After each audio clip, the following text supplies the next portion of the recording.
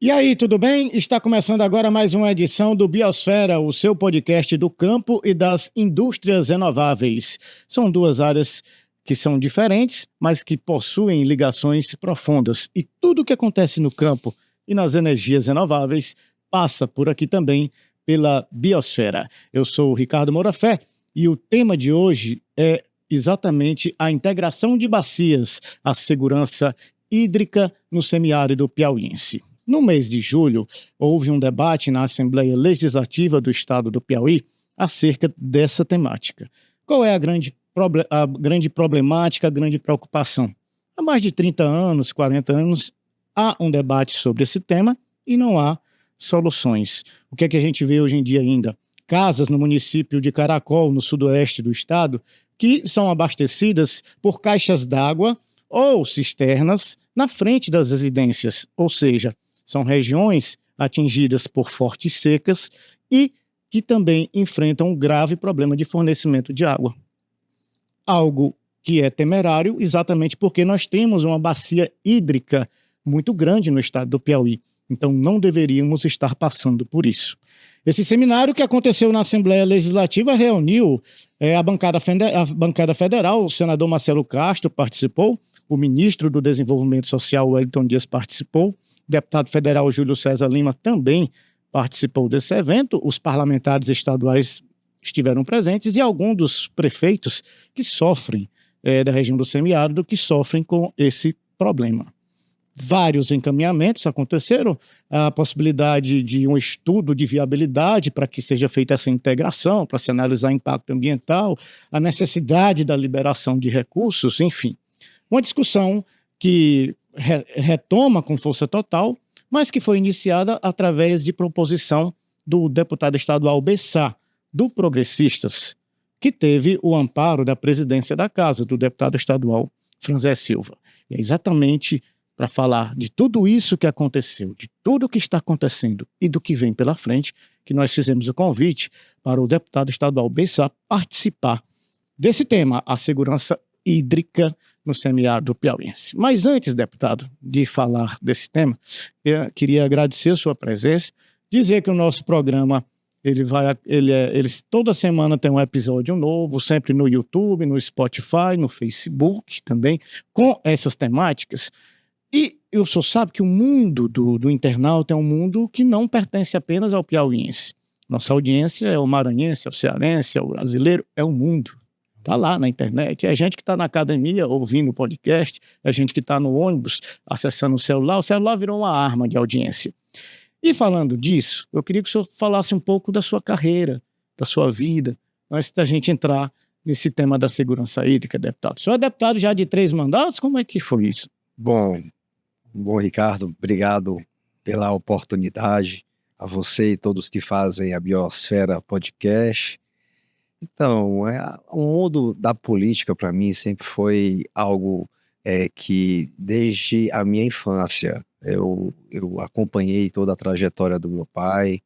Em 82 eu tinha 4 anos de idade, meu pai foi prefeito de Oeiras e logo depois secretário de saúde municipal aqui no governo do prefeito Heracto Fortes, Sim. que em seguida ele veio a ser deputado federal, onde eu tive a oportunidade de morar em Brasília por aproximadamente 20 anos. Aí depois desse período eu voltei novamente para o Piauí e sempre naquele desejo de seguir os passos do meu pai, da política.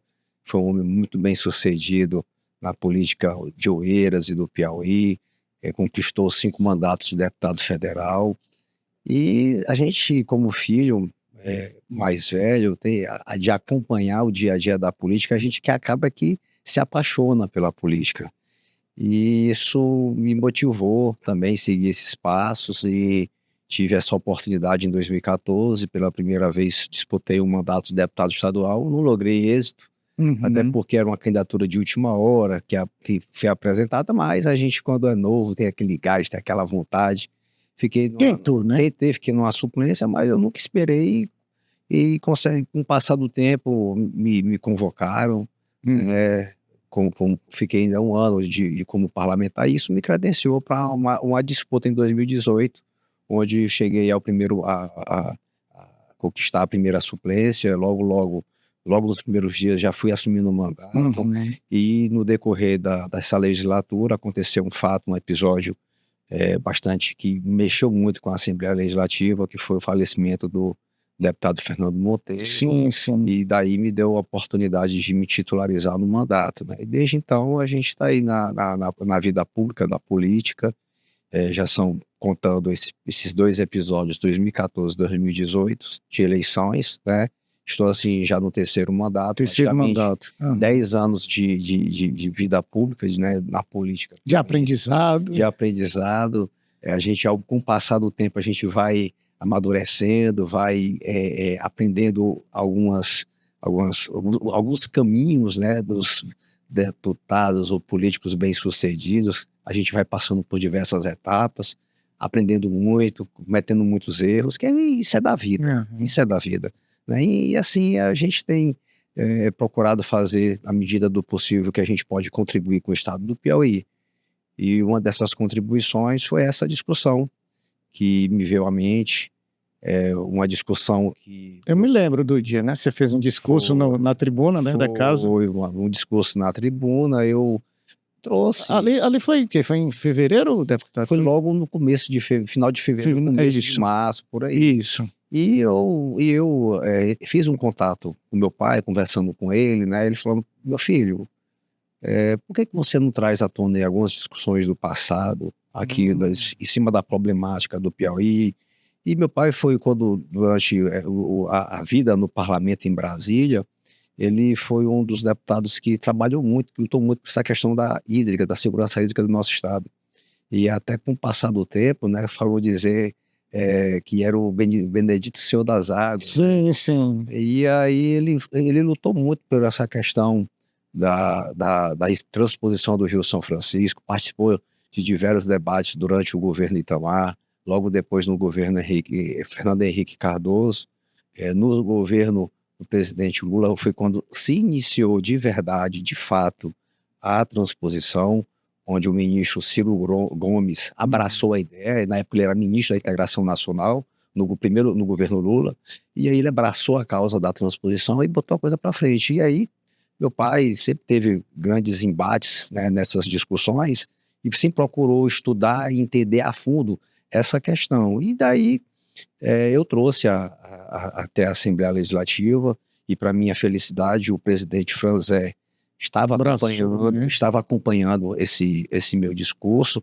E geralmente, né, a tribuna, né, já é no final de todo o trabalho legislativo, né? Você tem as votações, tudo, e aí poucos deputados participam, né? Então fica um ou outro ali acompanhando um parlamentar na tribuna, falando alguma coisa. E aí nesse dia, como o presidente estava lá presidindo a sessão, ele me acompanhou até o final do meu discurso, e lá ele gostou da ideia da gente trazer à tona, para dentro da Assembleia, esse tema, que não seja um tema do deputado Bessal ou do deputado Franzé, mas um tema da Assembleia Legislativa, e que a Assembleia Legislativa tenha esse protagonismo nas grandes discussões de interesse do estado do Piauí.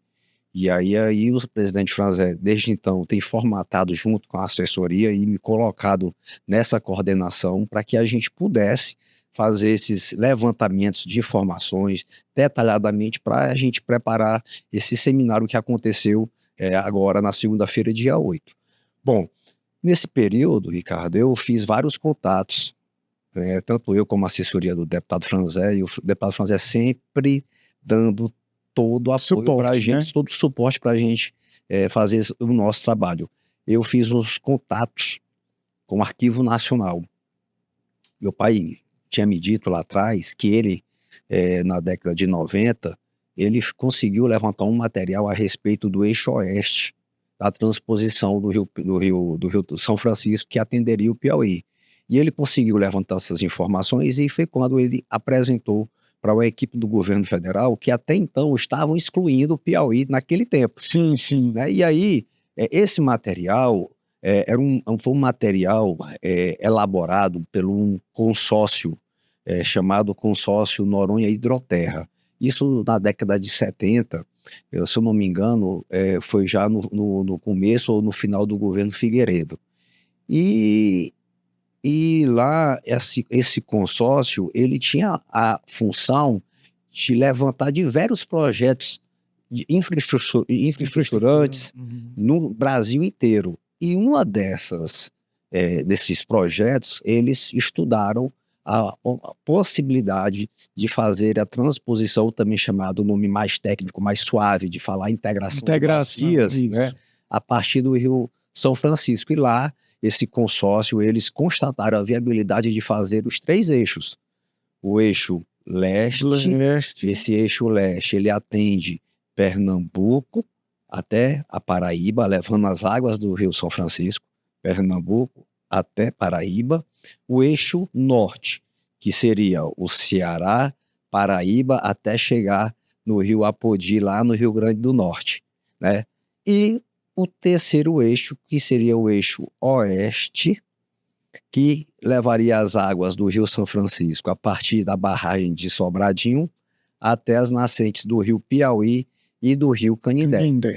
Então, nesse período todo, a gente fez esses contatos com o Arquivo Nacional no intuito, viu, Ricardo, de levantar esse material e colocar no acervo, né, da Biblioteca da Assembleia Legislativa. Né? E também é um material que pode nos subsidiar no futuro que a empresa que for contratada para fazer esse levantamento vai ter toda a informação, tem todas as informações, né? Ter um momento facilitado para poder fazer todo esse projeto, né, de transposição do eixo oeste. Enfim, Ricardo, o que eu quero dizer aqui para você... O eixo oeste não andou, né? Nada. Pois é, aí o meu pai conta, ele relata, né, que durante as discussões que ele tinha no Ministério da Integração Nacional, juntamente com a comissão formada por parlamentares, ele dizia que sempre percebeu essa dificuldade com o Piauí. Por quê? Esses deputados do Nordeste, eles tinham a capacidade de se unir e lutarem por seus projetos. E o ministro Ciro, por ser um cearense, ele lutou mais pelo Ceará. E aí, consequentemente, eles queriam excluir o Piauí. No entendimento do ministro Ciro, a solução da seca para a região semiárida do Piauí seria os poços jorrantes lá do Vale do Gurgueia. E meu pai, numa discussão com o Ciro, disse: ministro, com todo respeito, mas isso é um crime que você está fazendo com o Piauí. Porque o Vale do Gurgueia, o aquífero do Gurgueia ali, é um patrimônio do povo piauiense para trabalhar projetos futuros de agricultura irrigada. E não é para fazer uma situação dessa, né? Porque falar... Poderia até atrapalhar nos cerrados, né? Na agricultura. Então aquela coisa... ou seja, desde então já queriam excluir o Piauí, né? Então, assim, com o passar do tempo, o ministro Ciro, muito sensível à causa, isso a gente tem que tirar o chapéu, entendeu, compreendeu que realmente a solução para o Piauí seria a transposição através do eixo oeste, e ele combinou de ser uma segunda etapa. Uma segunda etapa. Bom, hoje é uma realidade a transposição, a integração de bacias. O eixo leste está concluído, o eixo norte está concluído. Hoje, o que é que se vê? Inclusive, o próprio Bruno Cravos, que participou aqui do nosso seminário, que faz parte, né, do staff do Ministério da Integração e Desenvolvimento Regional, disse lá para a gente que os sergipanos já estão lá lutando para que no eixo leste se abra um canal que leve as águas até a Sergipe. Então, assim... E nós não saímos do lugar, né? Nós não saímos do lugar ainda, né? Mas o que eu quero dizer aqui, Ricardo, que quando a gente fala em transposição, em integração de bacias, não é uma novidade.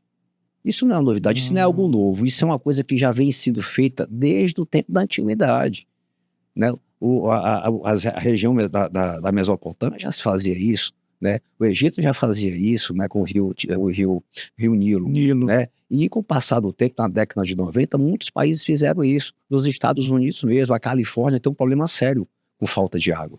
Né? Então lá eles utilizaram muito as águas do Rio Colorado para fazendo essa espécie de integração de bacias até chegar águas à Califórnia. No mesmo sentido que está acontecendo hoje na China. o volume de trabalho para fazer a integração de bacias da China, tirando águas do sul do país para a região norte, onde sofre lá com a seca, Isso. sofre com deserto, Muita e desertificação. desertificada a região norte, e eles têm utilizado toda uma tecnologia avançada para tirar as águas do Rio Amarelo, do Rio Yangtze, para levar para a região norte da China. Né? Então, o volume de trabalho, a magnitude, né, já comentam que comparam ao que foi a Grande Muralha da China, a construção da Grande Muralha da China. Né? Então, assim, não é nenhuma novidade o que se está falando isso. Né? É viável, tudo isso é viável. Totalmente isso viável. Né? Então, para a gente, a gente aqui, e aqui eu tenho mais é que agradecer essa oportunidade que você está me dando aqui para mim, para o deputado Franzé, que está aí à frente nessa luta, nesse projeto de procurar mobilizar a sociedade, mobilizar a classe política para que a gente possa unir forças e trabalhar esse projeto. E aqui agradeço aqui esse espaço exatamente que serve para que essa informação chegue à maioria das pessoas e também passe a cobrar as autoridades para que isso aconteça, né? Porque lá atrás, os estados do Ceará, os estados do Rio Grande do Norte, de Pernambuco, da Paraíba, que hoje estão sendo beneficiados com a transposição do Rio São Francisco, fizeram o seu dever de casa. E nós não fizemos. Se uniram e foram as suas bancadas, independentemente se é conservador, se é esquerdista, né? Todos eles se uniram e foram à luta trabalhar pelo seu estado. E é preciso o Piauí também fazer isso. Né?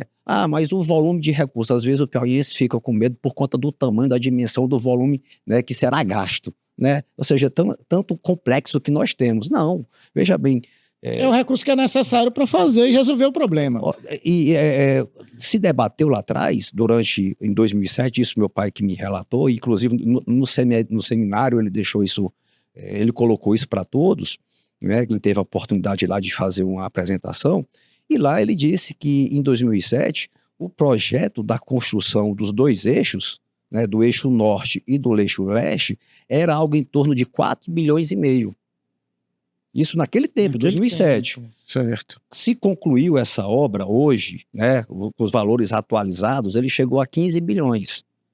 Naquele tempo, para você construir só o eixo oeste, você levaria 10% do que foi.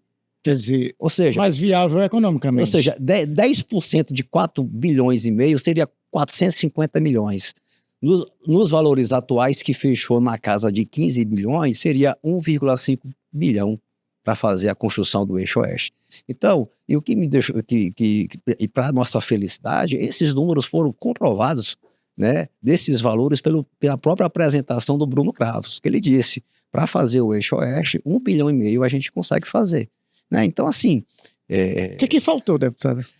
Mobilização? O que falta é mobilização política, o que falta é isso, infelizmente falta isso. Né? Eu penso que o que o presidente Franzé está a fazer de procurar mobilizar toda a classe política é nesse intuito, da gente unir forças, né, e lutar por isso, até porque o próprio Bruno Cravos e o Geraldo, que estavam aqui representando tanto o Ministério da Integração como o Ministério do Planejamento, disse: está no nosso radar a construção da transposição do Rio São Francisco para o Piauí. Mas está dentro dos 10 projetos prioritários do Ministério. Agora, o que é que precisa é nós nos mobilizar para chegar lá e cobrar isso.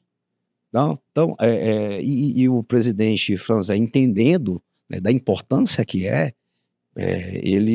gente já está preparando um relatório de toda a discussão para que logo, o mais rápido, o mais breve possível, a gente levar esse relatório até o governador Rafael Fonteles, um governador novo, um governador de 37 anos, que a gente percebe que quer fazer uma política diferenciada, quer marcar na história o nome dele, da história política do Piauí, como sendo um grande governador. Então, eu acredito muito, né, que ele pode sim abraçar essa causa. E ele é peça fundamental nisso. Que a partir do momento que o governador entender, compreender da situação, a gente... Isso seria um reforço em Brasília. Seria um reforço em Brasília até mesmo para a gente aproveitar esse momento político favorável. Um governador do PT e um presidente do PT. O presidente Lula fazer para o Piauí o que o Piauí já fez por ele no passado. Por três vezes sendo o nosso presidente mais votado no Estado. E do Brasil. No Brasil, em termos proporcionais, o Estado que mais deu voto para o Lula. Né? Então, assim, eu acho que é a maneira do presidente Lula retribuir tudo que o Piauí já fez por ele. Então, essa sugestão que nós vamos levar para o governador Rafael é exatamente casa em muitas ideias que ele tem para o Piauí.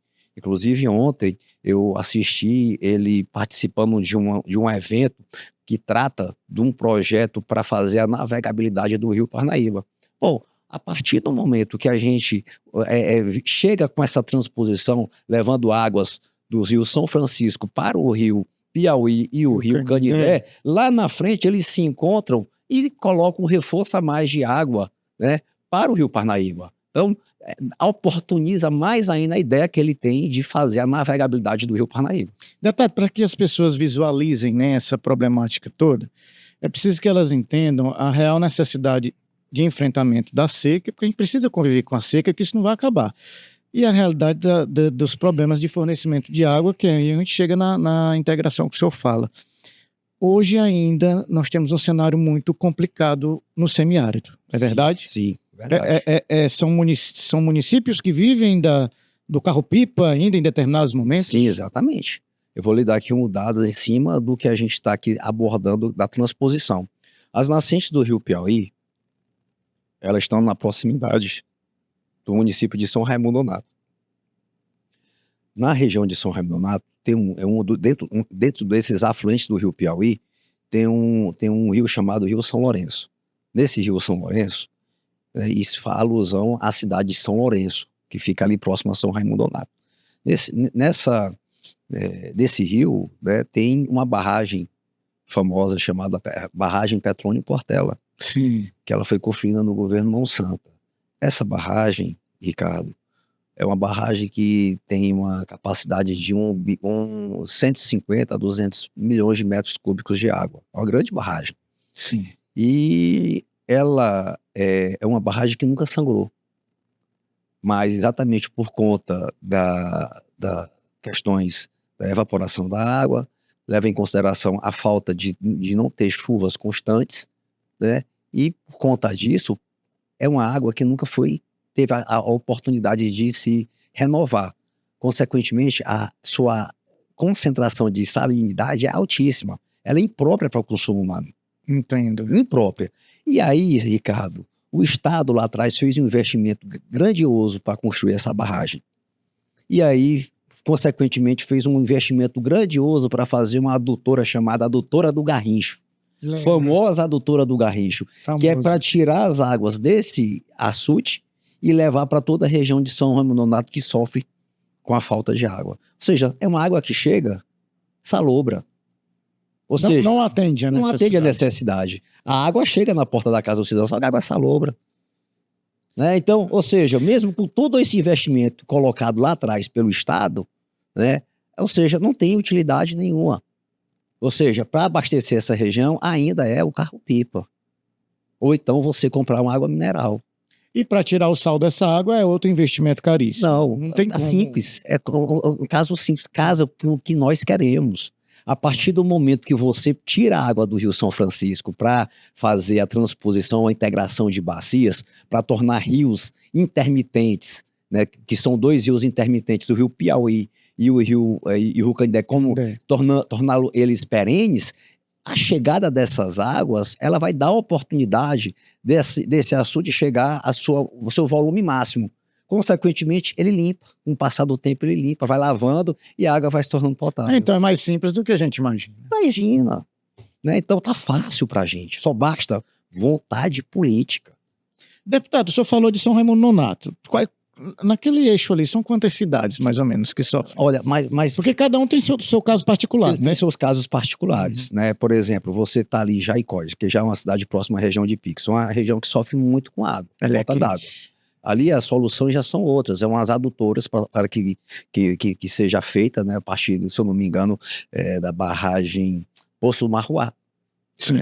Recurso, ou seja, o projeto existe, mas falta o recurso. É outra determinação, outra vontade política que é necessário para poder solucionar isso. Da mesma maneira, a outra região que sofre muito, aquela região de Marcolândia, Caldeirão Grande, né? E aí tem uns projetos para solução E é preciso, como lhe disse, decisão e vontade política para poder solucionar. Seriam 20 cidades, não dá mais do que 20? Muito mais do que isso. Muito mais do que isso. É muito mais que isso, Ricardo. A realidade é outra. Isso eu estou falando já é outros extremos. Uhum. É outros extremos que eu estou falando, né? Então, assim, se você for hoje em São José dos Peixes, né? Que é um município que fica entre São João do Piauí e próximo a Oeiras, o rio Piauí passa ali. Você não vê o rio Piauí. Por quê? Porque ele é um rio intermitente. Entendo. Nesse período de que a gente está com baixíssima redução de chuvas, né? O rio não tem a condição de manter a sua perenidade e levar as águas até chegar ali na região de Amarante, até chegar do rio Parnaíba. Eles secam. O rio Canidé, quando você chega ali nas proximidades ali de Arraial, Cajazeiras, Arraial,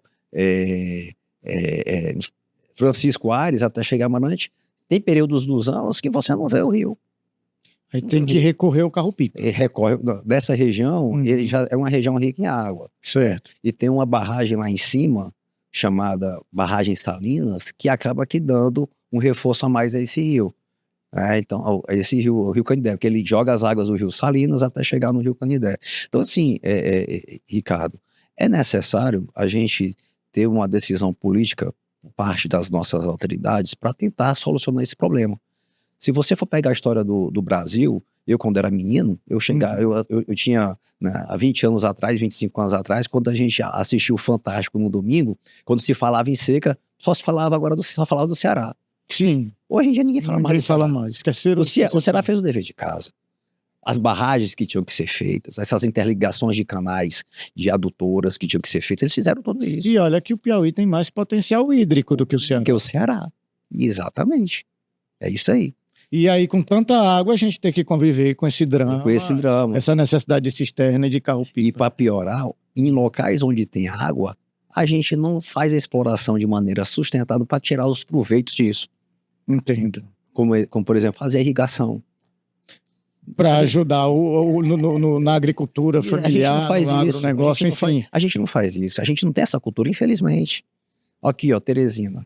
O pessoal fala muito. Eu quando morei em Teresina, antes de sair aqui na década de 90, o pessoal falava muito, Teresina é Mesopotâmia do Brasil. Tem essa história? Tem, eu me lembro. Mesopotâmia do Brasil, né? Ponta do Mesopotâmia, o rio Tigres e o rio Eufrates. Só que a única diferença é que a Mesopotâmia de 5 mil anos atrás, eles já faziam agricultura irrigada. E a gente produz o que aqui? Não faz nada. Não faz nada. Deputado, e aí essa escassez, por assim dizer, de água por conta da não integração afeta economicamente, não é verdade? Totalmente. Você vê que é uma região que parece que não consegue evoluir. Ou eu estou errado? Eu estou com muito tempo que eu não ando ali. Mas é um povo trabalhador que consegue, da mesma maneira, se superar e tentar produzir. Né? Você falou aqui em Caracol das fotos que foi colocadas das cisternas. Foi o ex-deputado Jesus Rodrigues, né? Aquelas cisternas, elas são abastecidas tudo por carro-pipa. Olha só. Nem a chuva tem a capacidade de atender a essas cisternas por conta da irregularidade de chuvas que é nessa região. Então, assim, tudo é carro-pipa, né? Então, se a gente for pegar o volume que é gasto com um carro-pipa para fazer todos esses investimentos... Do que a integração ao longo dos anos, né? Não é só integração, mas fazer esse investimento de adutoras onde devem ser feitas, né? A gente tem a condição de solucionar esse problema. Então, na opinião do senhor, para resolver toda essa questão, é a integração mesmo que resolve. Não tem outra saída. Nesse primeiro momento, a integração ela é um grande projeto, mas nós vamos continuar com outros problemas. Mas esses outros problemas, a gente pode muito bem, né, fazer outros canais, como são feitos hoje, tanto no eixo leste, como no eixo norte da transposição. Fazendo outros canais. Ou seja, a partir do momento que a gente está lá utilizando água do rio Parnaíba, do rio São Francisco, para atender lá a região de São Raimundo, no futuro a gente puxa um canal até a região ali, que vai ali de Caracol, que vai descendo ali para Caracol, vai descendo até chegar em, como é o nome? Em Morro Cabeça do Tempo. Aquela região lá toda. né? Então, tudo nos dá essa oportunidade. Primeiro, a gente tem que fazer uma parte para depois a gente lutar pelas outras. Deputado, essa integração seria feita via canal, o mais viável para o início do trabalho? Seria mais ou menos isso o projeto? É um canal de mais ou menos 1 milhão de metros cúbicos.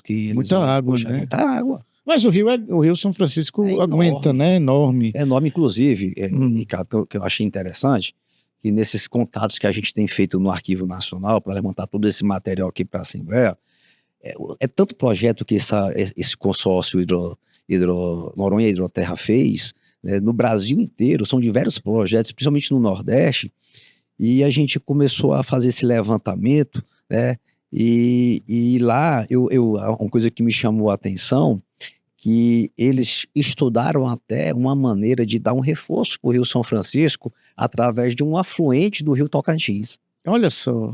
Você está entendendo? A dimensão que é.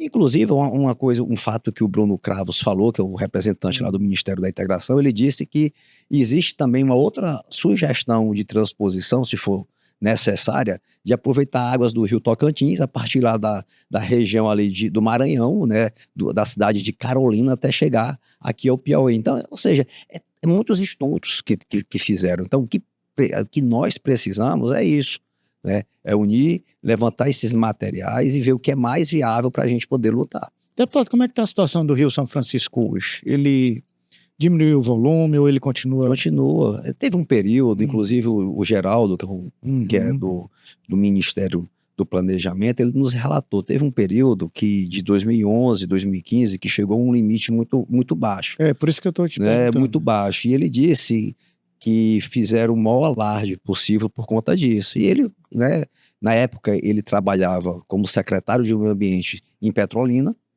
e foi a mando do prefeito para Brasília para tentar ver solução, fazer com que uma barragem que está abaixo do Rio São Francisco, que é abaixo do Sobradinho, que já é em Minas Gerais, eles abriram as comportas para poder dar esse reforço. Entendo. Né? E aí lá a Ana, que faz esse acompanhamento tecnológico assim fantástico, ele tava isso ele relatando, sim, acalmou e disse: não se preocupe que já começa as chuvas e já vai lotar tudo. Então assim, hoje a tecnologia que tem investido no Rio São Francisco, tanto de soluções, planos A e B para esse problema, eles têm tudo já preparado e nunca chegaram a usar. Isso seria uma revitalização? Sim, né? Sim, mas eles já fizeram esses investimentos, já fizeram todas essas alternativas, só que nunca, é que nem ele estava me dizendo, no geral, em 2015, foi o período que mais se estudou e procurou trabalhar alternativas para caso realmente um dia, né, chegue a essa situação que chegou em 2015. Só que essa situação de 2015, que se alardeou, os técnicos da ANA disseram: não se preocupe. Mas, de qualquer maneira, se um dia chegar para pior da situação que está hoje, né, vamos preparar um projeto alternativo. Eles já prepararam esse projeto e nunca está lá, já construído, e nunca tiveram a possibilidade de, assim, nunca realizaram, porque nunca precisou. Mas está lá feito. Está lá feito. Está lá feito. E a integração também não prejudica o Rio de maneira nenhuma. De maneira nenhuma. De maneira nenhuma. Talvez a mudança maior seja o curso, né? É pouco pro Rio São Francisco. É muito pouco. Mas pra gente é muito. Muito, já ajudaria muito a mudar realidades, né? Principalmente para a agricultura ali que precisa, né? Exatamente. Porque a gente está falando da zona urbana, deputado Bessá. Mas eu acredito que para o homem do campo a situação ainda é mais delicada, né? Na Secretaria de Irrigação, meu pai, antes que ocupava lá, que era chamada Coordenação de Irrigação, ele voltou com o doutor Dorbelino, eles planejaram diversas mini barragens por todo o Rio Canindé e Rio Piauí. Vai que um dia isso acontece, né? Com esses projetos de mini barragens, seria maneira de acumular água, né? E ajudar determinadas regiões a fazer umas mini barragenzinhas, barramentos, a fim de que quem está ali nas margens fazer a irrigação. Que uma coisa puxa a outra. Uma coisa puxa a outra. E aí? Dá certo? Dá certo. Existem os projetos. Basta as nossas autoridades abraçarem e correr atrás. Olha. Eu não sou ordenador de despesa, eu sou um mero parlamentar, eu só faço falar, chamar atenção, pedir. Agora, quem tem um papel, quem é caneta, a decisão é que deve. Porque que eu acho interessante quando o senhor fala isso, e é por isso que é interessante o podcast, porque às vezes as pessoas têm a impressão errada de que não existem projetos, o político, como se fosse fácil a vida do parlamentar, que não é, né? Eu sei que vocês correm muito.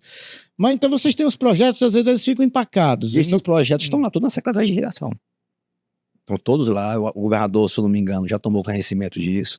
Já foi desencavado. Já está tudo lá, na mão dele. Porque meu pai, quando saiu da coordenação de irrigação, deixou todos esses projetos lá prontos.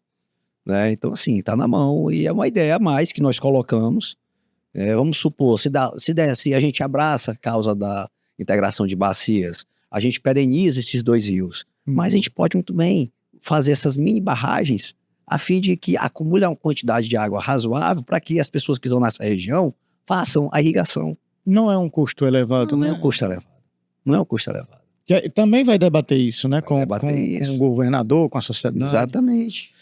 Desse seminário, me parece que houve um aceno positivo do governo com relação a um estudo de viabilidade. É isso? Sim. Isso.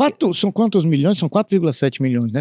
Porque, na verdade, em 2022, o senador Ciro, ele cobrou esse estudo de viabilidade do Ministério do Desenvolvimento Regional. E como houve a mudança de governo, acabou que a Universidade Federal de Viçosa, que na época foi a contratada para fazer isso, não teve a condição de receber o recurso a tempo para fazer esse estudo, por conta exatamente dessa mudança de presidente, de governo. Né? Que quando muda, às vezes... Muda tudo, muda toda a orientação. Nós, tanto eu e o presidente Franzé, no início do ano, nós fomos até o Ministério. Sim. Nós tivemos uma audiência lá com o ministro Valdez Góes, e lá a gente colocou, olha, existe esse projeto aqui, esse termo de execução que foi contratado para que a Universidade de Viçosa pudesse elaborar esse projeto de viabilidade no valor de 4,7 milhões, sim, assim, beleza. Aí um funcionário, um assessor lá do Ministério disse, olha, presidente Franzé, deputado Bessá, estava presente também o senador Marcelo Castro, que desde o começo sempre nos acompanhou, sempre procurou ajudar a gente, colaborar conosco nessa discussão. E lá eles nos revelou que esse pedido, esse convênio estaria caduco. Teria caducado, teria perdido o valor, né? E a nossa saída seria a gente colocar um recurso para que se possa fazer esse estudo de viabilidade. E é por isso que nós estamos aqui, eu e o presidente Franzé, nós estamos aqui traçando uma estratégia, uma linha de nós procurarmos o governador para que ele nos dê todo suporte e daí a gente procurar a bancada federal para envolver, né? Envolver a bancada federal, preciso, né? Envolver o deputado Júlio Arcoverde, que é o presidente da Comissão Mista de Orçamento, para que eles possam disponibilizar um valor para que a gente possa fazer esse estudo. Sim. E com esse estudo na mão, né, a gente pode depois trabalhar junto ao governo federal, incluindo ele no PAC. Que são recursos destinados para esse fim. Exatamente. Você acha que dá certo? Agora vai, deputado? Eu estou confiante. As nossas esperanças, como meu pai sempre disse, há 30 anos atrás, ele tinha a esperança disso acontecer. A partir do momento que a gente faz essa discussão, as esperanças se renovam. A gente tem que ter esperança, tem que acreditar. Demora muito o estudo desse de viabilidade? E falo nesse nosso caso, né, específico. Eu entrei, tanto eu como o presidente Franzé, a gente entrou em contato com o reitor da Universidade Federal de Viçosa para saber a respeito disso. A gente perguntou, na época, como é que vocês tinham condição de fazer? Não, ele disse, olha, coisa de 6 meses, 8 meses a gente leva. Já finaliza. Então, uma empresa que, na verdade, que o Ministério já contratou, que foi uma empresa para fazer vários contratos, né, a partir do momento que ela tem uma estrutura, né, já tem know-how para isso, eu acredito que o prazo é o mesmo. Né? Ainda mais que nós aqui a trazer todo esse histórico do que foi as discussões de viabilidade lá do passado e apresentar para eles, vai facilitar a vida deles. Demais, o licenciamento ambiental. Não, eu falo mais da questão daqueles projetos anteriores de viabilidade. Vai facilitar a vida deles, porque nesses projetos eles têm o projeto de viabilidade, tanto técnico como ambientais, de tudo, né? Então isso vai facilitar eles e adequar, né, ao que hoje em dia se exige a legislação.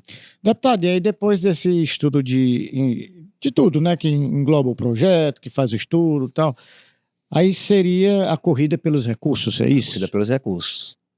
Eu estou muito confiante, né, da gente conseguir já esse ano, para o orçamento, esse valor para preparação desse projeto executivo. O estudo de viabilidade é isso, é o projeto executivo, fazer um projeto executivo.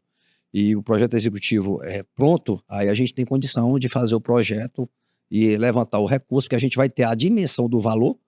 Sim, de tudo, né? Todos os detalhamentos, tudo, e aí a gente tem condição de, no próximo ano, já trabalhar isso, né? De incluir no PAC, né? Pedir uma participação também de emendas de bancada, e aí, né? Pronto, era isso. Isso que facilitaria. Chegar. E isso é possível. Porque não seria apenas os recursos do governo federal, né? Isso, sim. Daí a necessidade de mobilizar a bancada federal. Bancada federal. Nesse primeiro passo, como é um interesse do Piauí, a gente mobilizando toda a classe política, eles nos colocariam já neste ano,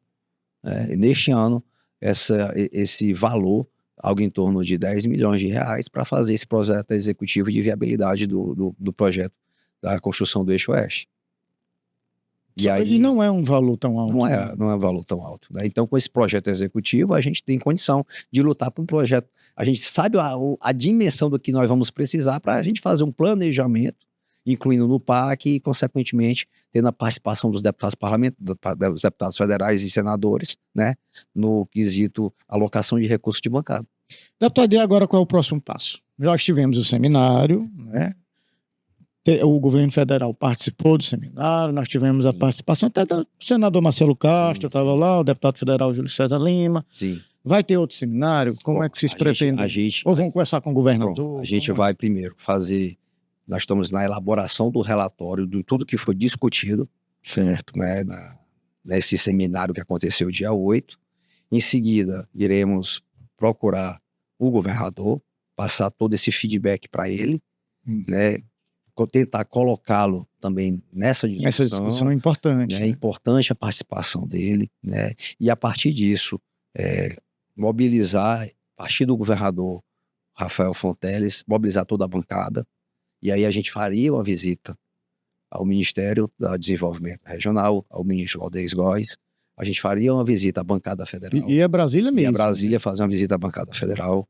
Iria a Brasília também conversar com as pessoas os parlamentares envolvidos com a comissão mista do orçamento, no caso o presidente, que é o presidente Júlio Arcoverde, e daí no Ministério... Por ser piauiense já pode ser uma grande ajuda. Com certeza, com certeza. E aí a ideia também do presidente, a partir do momento que a gente consegue mobilizar toda a bancada nesses encontros, a gente fazer uma visita à transposição desses locais, para que a gente possa tomar conhecimento, a maioria desses parlamentares tomarem conhecimento das transformações que estão sendo feitas, que tem acontecido nessa região. Então, é uma maneira de colocar todo mundo envolvido nisso, a gente levar prefeitos, se for necessário, então nessa caravana, né, levar os prefeitos, levar a imprensa também, para poder acompanhar isso. Deles. Exatamente, porque é um trabalho que nós precisamos fazer de maneira unidos,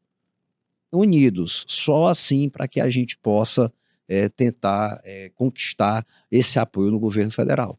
E aí, com essa caravana, eu acho que vai ser a oportunidade para os parlamentares, a imprensa, a sociedade, compreender a dimensão que é e o impacto que tem dado socialmente e economicamente para toda a população dessa região. Os outros deputados estaduais também. Os deputados estaduais também, com certeza. Porque a discussão começou na casa, na Assembleia Legislativa. Então, é esse protagonismo que a Assembleia quer, como bem frisou o presidente Franzé, é isso que nós queremos. A Assembleia não ficar somente discutindo o dia a dia da eleição, de política aqui, né? Que é cansativo. É cansativo, né? E discutir projetos de viabilidades que vão tocar, mexer com a realidade do nosso estado. Para que a gente consiga com isso resultados, mudanças, né? Deputado, muita gente fala, e eu vi nas discussões lá, muita gente falou também do Rio Parnaíba, né? Porque assim, quando você faz um seminário desse, se discute tudo, né? Se discute esse que é o que a Assembleia defende, que é a integração das bacias através do Rio São Francisco, e nesse canal, de repente, entra a questão das mini barragens, que você está falando, mais canais, de repente a construção de adutoras, enfim. E o Rio Parnaíba, nesse contexto todo, ele é possível a gente utilizar esse rio também em integração, ou o senhor acha que é mais caro ter? Eu acho que é possível, tudo é possível. Ou um projeto anula o outro, não sei.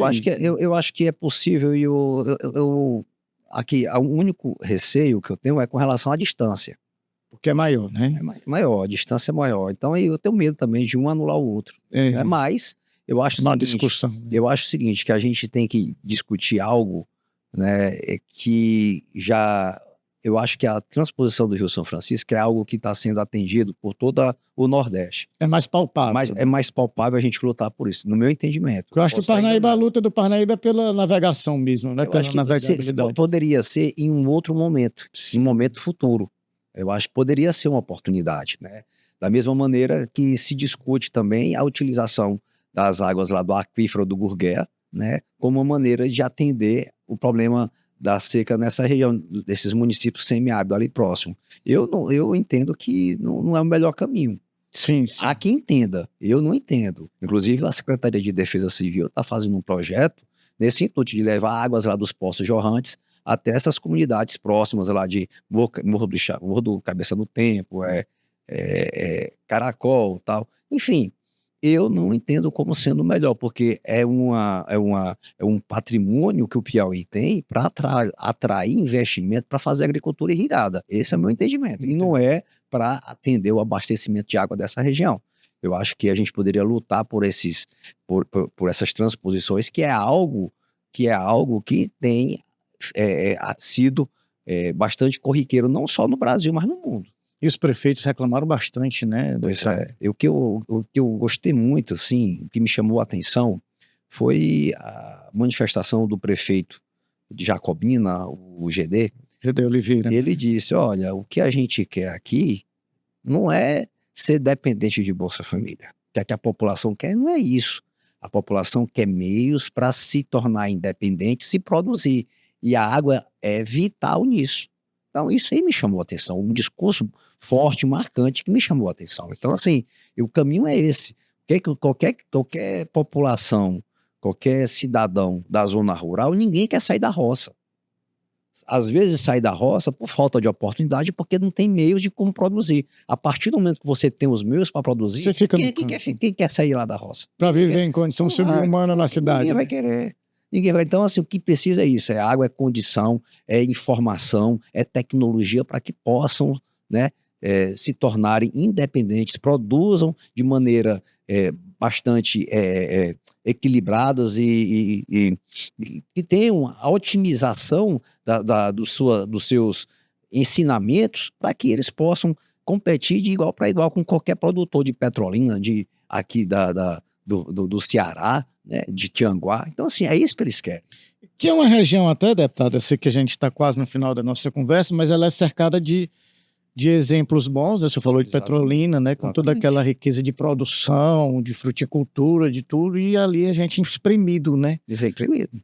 Quer dizer, aqui Tianguá, no Ceará. Tianguá, no Ceará, ou seja, a água que dá vida é a água que poderia estar ajudando na indústria e na agricultura. O nosso potencial é muito maior. Uhum. Ricardo, quando eu falei aqui da Mesopotâmia, aqui no Piauí, Teresina, que tem os rios, a gente não produz nada, você vai aqui na Ceasa.